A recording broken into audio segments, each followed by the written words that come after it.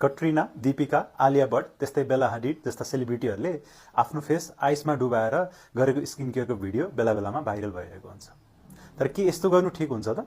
फेसलाई आइसमा डुबाउँदा यसले भ्यासोकन्स्ट्रिक्सन गराएर स्किनमा इन्फ्लामेसन अथवा जलनको प्रक्रिया कम गराउँदछ, जसले गर्दा यदि फेसमा स्वेलिङ भएको छ अथवा रेडनेस भएको छ भने त्यसलाई घटाउँदछ। त्यस्तै गरेर यसले अन्डर आई पफिनेस र ओपन पोर्सहरूलाई पनि केही हदसम्म घटाउन पनि हेल्प गर्दछ। तर मेन कुरा के हो भन्दा यी सबै इफेक्ट्सहरू टेम्पोररी मात्र हुँदछन्। भन्नुको मतलब केही घण्टा मात्रै रहँदछ। त्यही भएर कसैलाई कुनै स्पेशल इभेन्ट्स अथवा अकेजन अगाडि यस्तो इफेक्ट्सहरू चाहिएको छ भने यो गर्न सकिन्छ।